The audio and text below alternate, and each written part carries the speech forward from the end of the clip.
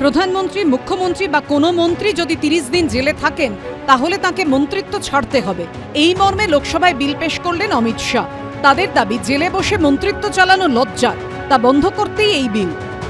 যারা ভয় পাচ্ছে তাদের নিশ্চয়ই অনেক লোক আছেন তাদের মধ্যে যারা 30 দিনের বেশি জেলে থাকবেন, সেই জন্য ভয় পাচ্ছে।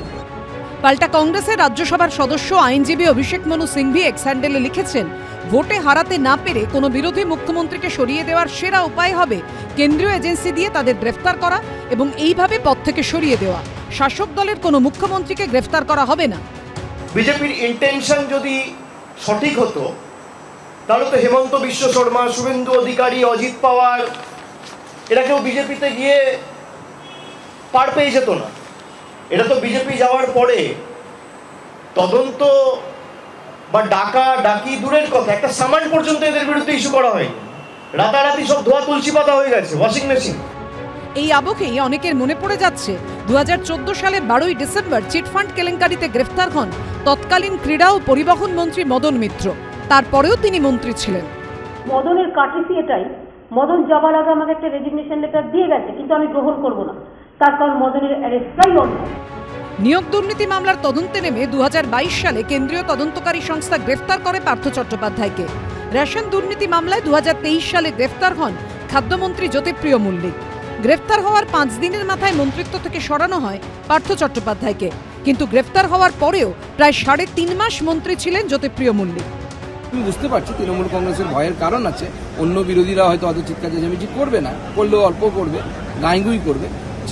তৃণমূল গলা ফাটিয়ে চিৎকার করবে, কারণ তৃণমূল যে হারে দুর্নীতি করেছে ওই পরিমাণ দুর্নীতির জন্য তো তৃণমূলের সব নেতাদেরকেই জেলের ভেতরেই থাকার কথা। 2024 থেকে 25 জন অপোজিশন লিডার যাদের বিরুদ্ধে করাপশন অ্যালিগেশন এবং কেন্দ্রীয় তদন্তকারী সংস্থা ইনভেস্টিগেশন করছিল, 23 জন বিজেপিতে যাওয়ার পর তদন্ত থমকে গেছে।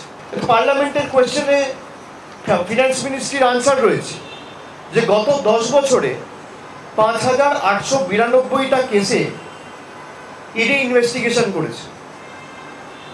5892টা কেস, তার মধ্যে কনভিকশন হয়েছে 8টা কেসে। পার্সেন্টেজের নিরিখে 0.13%, মানে 99.9% কেস পলিটিক্যালি মোটিভেটেড। এই তরজার আবহে বুধবার জেলবন্দি পার্থ চট্টোপাধ্যায়, জ্যোতিপ্রিয় মল্লিকের প্রসঙ্গ টেনে সুর চড়িয়েছেন শুভেন্দু অধিকারীও।